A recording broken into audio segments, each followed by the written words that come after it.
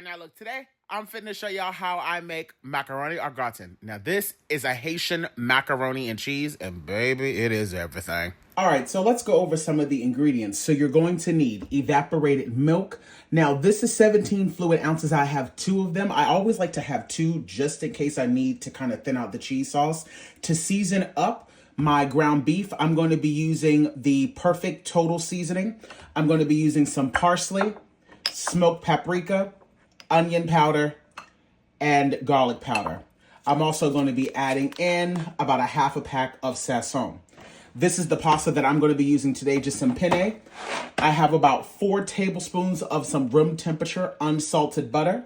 And then, of course, you've got to have that épice. Now, this, of course, I made back on September the 6th, but I freeze it and then I take it out whenever I need it. So I always like to have this in stock. For my cheeses, I'm going to be using Gouda, Colby Jack cheese, Gruyere cheese. I have 2 8-ounce blocks of sharp cheddar cheese, and Laughing Cow. For my veggies, I'm going to be using 1 red bell pepper, 1 green bell pepper, about a half a cup of some minced onion. And then in the cheese sauce, I like to kind of steep in 1 pepper, so I'm going to be using 1 habanero. And now let's have a discussion about the protein. Now, in all of my research of seeing how you make this dish, you can swap it out with whatever you want. Some people like to do it with Spam. Some people like to do it with ham. Some people do it with ground beef. And some people do combinations, or they just leave out the protein completely and they just do the noodles and cheese. Today, I'm going to be doing a combination. So I have 8 ounces of some diced ham here. And then I will also be using 16 ounces of some grass-fed ground beef. We're also going to need some yellow mustard and about a tablespoon or so of some mayo. Now, you see that? You see that? You see that? Don't ask me for the damn ingredient list. Come on, child. First things first, let's go ahead and get our pasta cooked off. I'm going to add this to a pot of heavily salted water with kosher salt, and I'm going to cook this to al dente. Do not overcook this, or your macaroni is just going to become slimy, and you just don't want that. Now, while I'm waiting for my pasta to cook, I'm going to go on ahead and grate down all of my cheeses. You don't have to worry about grating down the Laughing Cow. That's not necessary. But I am going to grate down all of the rest of this. But y'all don't need to sit here and watch me do that. But just go on ahead and make sure that you grate all of your cheese. And if you can, definitely get it like this. Try not to get the pre-shredded stuff. But look, I understand times are hard. Cheese is expensive. That's the reason why, you know, making this type of stuff, you can only do this like a few times a year, honey, because it's just not cheap, child. So I get it. So just do what you got to do. And just know that this first block of cheddar cheese that I'm shredding down right now, I'm actually going to sit in a bowl separately to the side, because this is what I'm going to use to top off the macaroni. So I'm going to sit this one to the side. Meanwhile, the rest of this will all be mixed together in one bowl. And just in case anybody was wondering, yes, it has been 3 months and 3 days since I've been grating this damn cheese. It does take that long, because my God.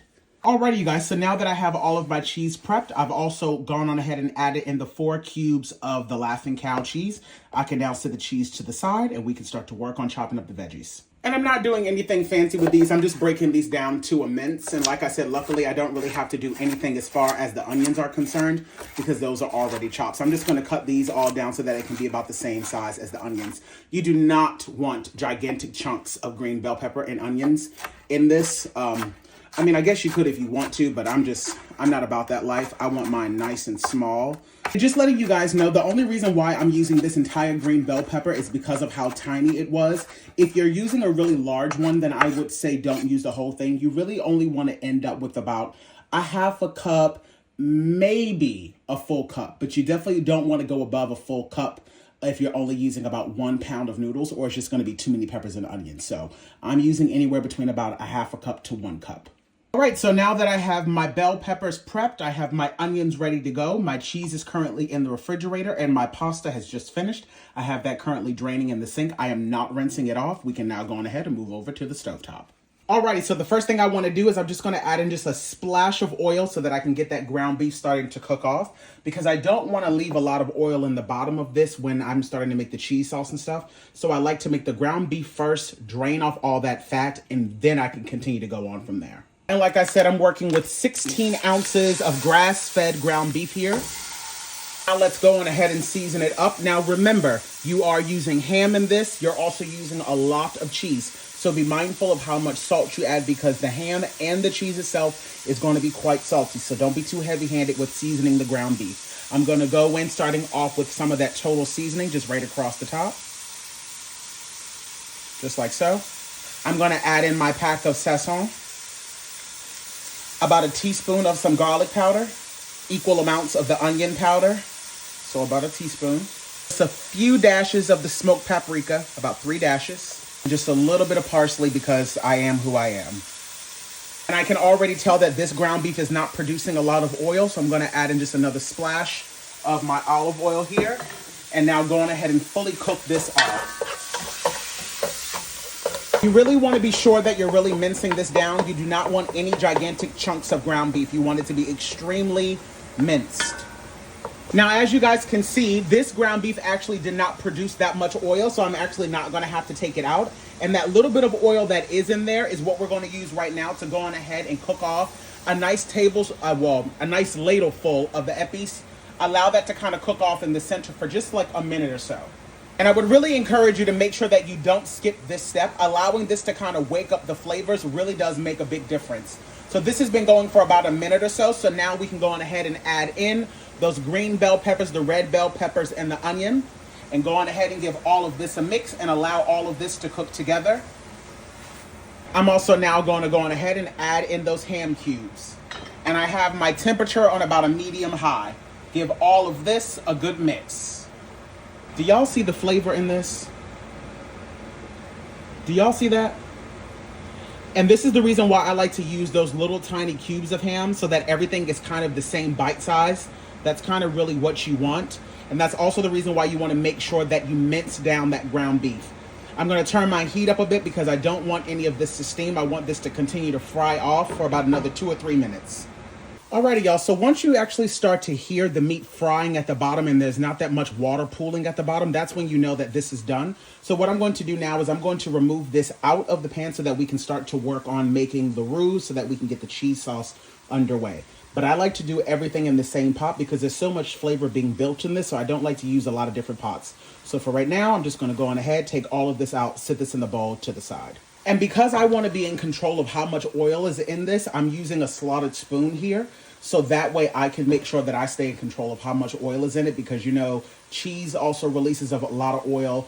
We're going to be adding in butter to this to make the roux. So, you know, you don't want it to be super oily. So the way to kind of stop that from happening is by using the slotted spoon during this process while you're draining out the meat. And then once I see how much oil is left in the bottom, I can then decide if I need to remove any or just leave it in there. As you guys can see, I was barely left with any oil, so that's perfect. I've now turned my temperature all the way down because I do not want this to burn. I'm going to go on ahead and add in my 4 tablespoons of unsalted room temperature butter. And we're going to be doing equal parts flour, so that'll also be 4 tablespoons of all-purpose flour. And what this is this is going to create a roux so that we have a nice, thick cheese sauce. Now, it's extremely important while you're at this stage that you do not stop mixing this or it will burn. Go on ahead and make sure that you have your evaporated milk ready to go because we're going to be adding that to the pot in just a few short moments. You want to allow this to cook off for roughly about a minute or so, but make sure that you're mixing it. You don't want it to get too dark. We're not making, you know, gravy for like steaks or anything like that. So just allow it to cook for about a minute or so just to cook off that raw flour taste. Alrighty, so now we're going to start to slowly add in our evaporated milk. And just go on ahead and mix that together.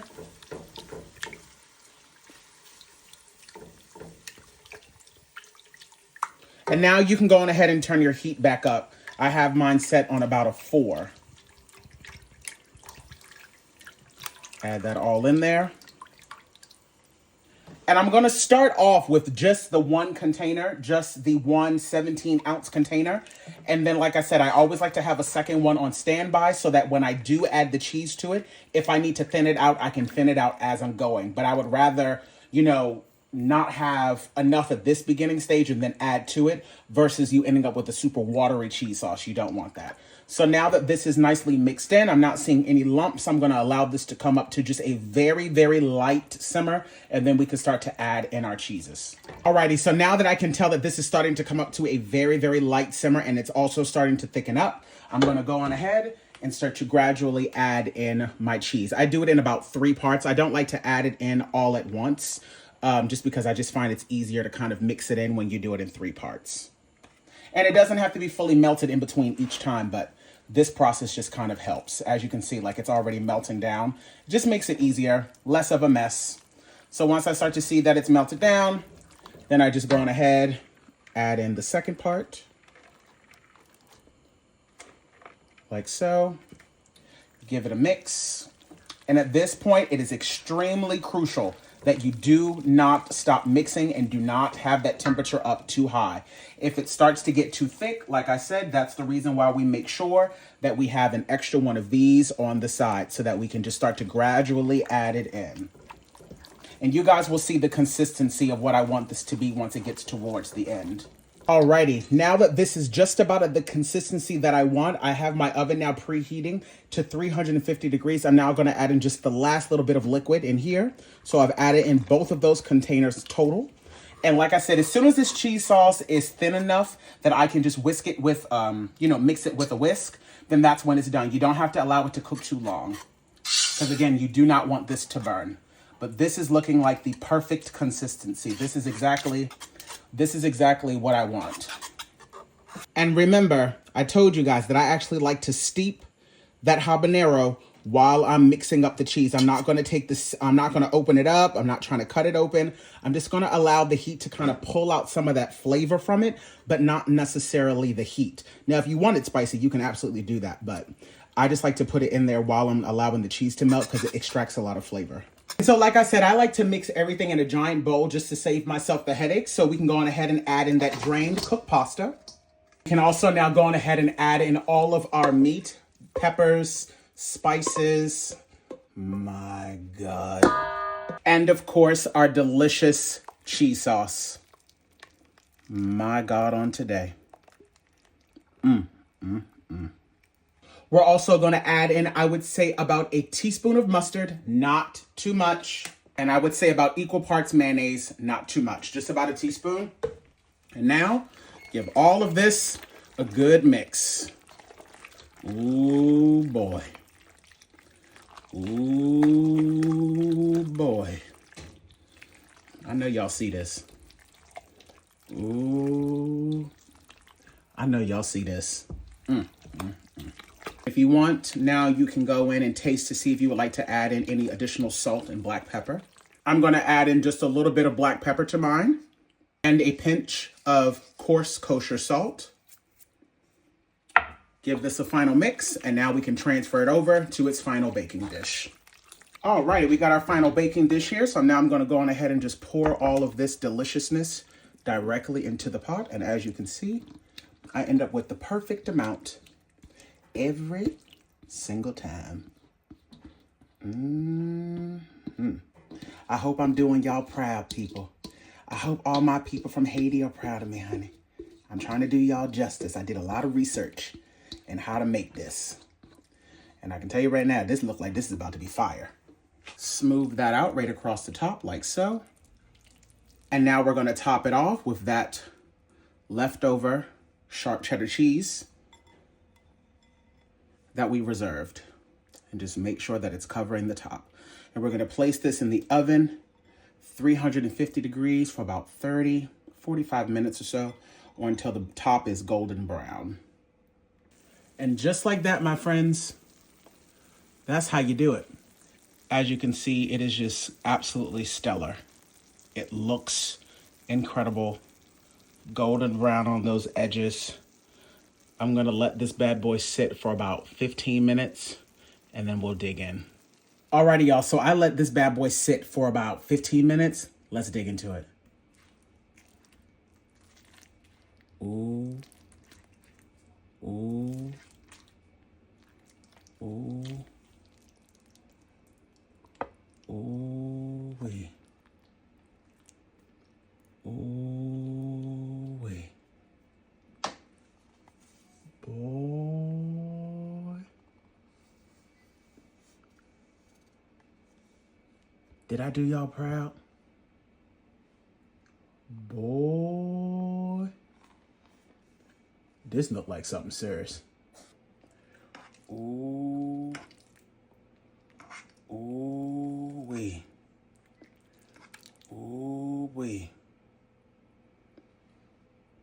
Baby. Okay, here we go.